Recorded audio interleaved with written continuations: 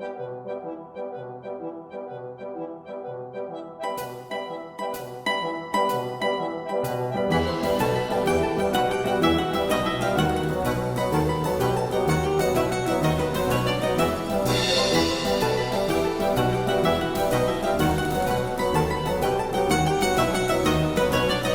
les amis, aujourd'hui je vous propose un petit voyage à Rome pour préparer des spaghettoni alla carbonara, donc des pâtes à la carbonara, la vraie recette romaine. Donc évidemment pas de crème fraîche, pas d'oignon, pas d'ail, pas de parmesan, pas de lard ou pas de pancetta, non, les vrais ingrédients. Alors, il n'y en a pas besoin, on n'a pas besoin de beaucoup d'ingrédients, vous allez le voir, je vais vous les montrer, vous les commentez également et on va faire cette recette ensemble, étape par étape. Donc pour préparer des pâtes à la carbonara, on a besoin en fait de 5 ingrédients seulement, si possible des ingrédients de qualité, c'est ça qui va donner toute la saveur à votre plat de pâtes. Donc évidemment des pâtes, alors vous pouvez utiliser traditionnellement des spaghettis de belle qualité, ou moi je vais prendre ici des spaghettoni, qui sont des spaghettis un petit peu plus épais, d'une très très belle maison italienne, donc ce sont vraiment des pâtes au grain dur, très très très bonnes et qui vont parfaitement avec la carbonara. Je vais avoir besoin de 4 jaunes d'œufs. En fait, je vais faire la recette pour 2 personnes et on va compter en général 2 jaunes d'œufs par personne. Le fromage, non, ce n'est pas du parmesan, mais c'est du pecorino romano. Je vous rappelle que cette recette est romaine d'origine et le pecorino, c'est un fromage de brebis à pâte dure qui est assez salé, donc on n'emploiera pas de sel en dehors de l'eau de cuisson pour notre plat de pâtes. Et finalement pour la viande, ce n'est pas de la pancetta, ce n'est pas du lard, mais c'est du guanciale qui est en fait tout simplement de la joue de cochon très très grasse et c'est cela qu'on utilise pour préparer la carbonara. Si vous ne trouvez pas de guanciale, bon, on peut faire une exception, vous attirerez les foudres des Romains, mais bon, c'est pas bien grave, vous pouvez utiliser de la pancetta, mais des lardons, bof, enfin, je dis ça, mais je me moque un petit peu, hein. Là je vous présente la recette très orthodoxe, mais il est évident qu'on peut tout à fait faire des pâtes à la crème, au lard, et ça peut être très très bon, mais ce ne sont pas des carbonara. Bien, alors vous voyez qu'il y a 2 parties dans ma guanciale. En fait, il y a une partie très très grasse que je vais utiliser, la partie maigre au centre, puis derrière il y a la couenne qu'on va retirer. Je vais couper donc quelques tranches assez fines de guanciale. Pour 2 personnes, je vais mettre 4 tranches de guanciale. Avant, c'était assez difficile à trouver en France, sauf dans certaines épiceries très spécialisées italiennes. Maintenant, on le trouve facilement. Un peu, pas partout, mais dans les grandes épiceries italiennes. En tout cas, à Paris, c'est assez facile à trouver. Voilà, vous faites des lardons, en fait, comme ceci. Je les coupe encore en 2.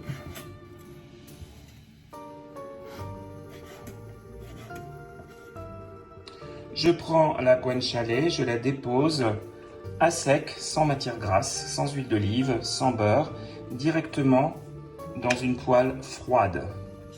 Je les répartis un petit peu au fond et on va mettre à feu moyen.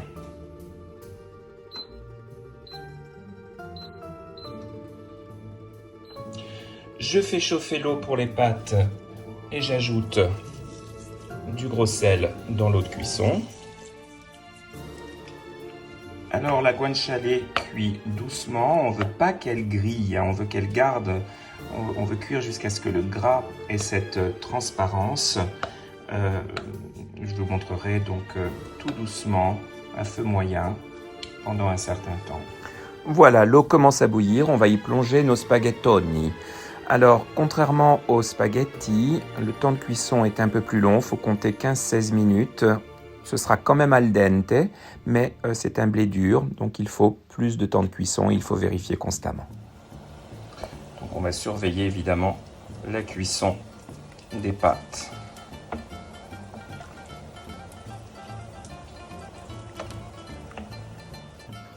je vais séparer les jaunes des blancs de 4 œufs.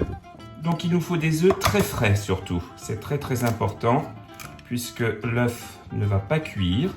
Il est mangé quasiment cru. Il va à peine chauffer sur les pâtes. Donc des œufs bien frais. Donc comme je l'ai dit, on compte en général 2 œufs par personne. Là, je prépare les carbonara pour 2, donc 4 œufs.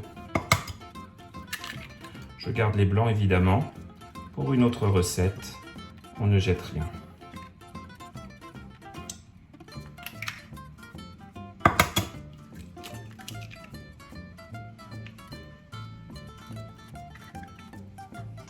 On bat les jaunes d'œufs qui sont donc dans un cul de poule.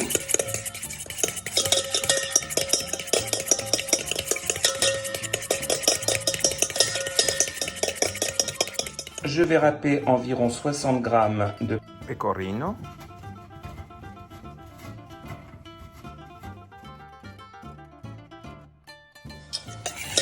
Je vais maintenant ajouter à mes jaunes d'œufs mon pecorino et je vais bien mélanger très longtemps jusqu'à ce que j'obtienne une belle pâte lisse.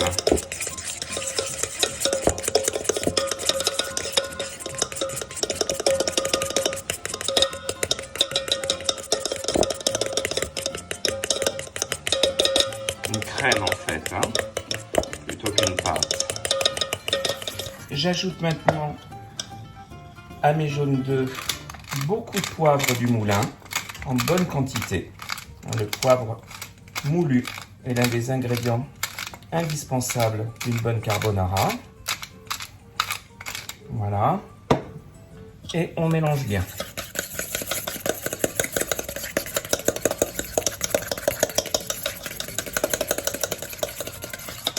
Voilà, la guanciale est presque prête.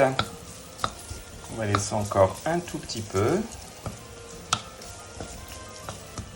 Je prends une petite louche de l'eau de cuisson des pâtes et je l'ajoute à mes œufs et je bats aussitôt. On remue de temps en temps les pâtes pour pas que ça attache. Et voilà, les pâtes sont parfaitement al dente. Maintenant, sans les égoutter, je vais les sortir de l'eau et les mettre avec le guanciale. Et je remue aussitôt les pâtes avec le guanciale.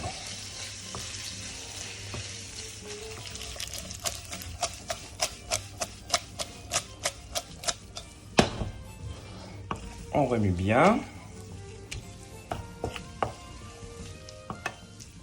Voilà. Et maintenant, dernière étape et très importante, on retire la poêle du feu. Ça, c'est très important. Sinon, notre œuf va cuire. Je verse le mélange d'œuf et de fromage. Et je mélange aussitôt. Je peux rajouter un petit peu d'eau de cuisson pour lier la sauce. Et je mélange bien.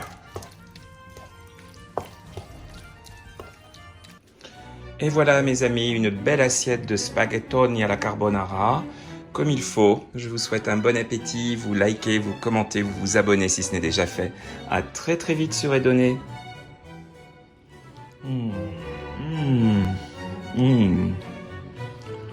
C'est bon. Comme quoi, les choses les plus simples sont les meilleures. Vous voyez, comme c'est crémeux, il n'y a pas 1 gramme de crème.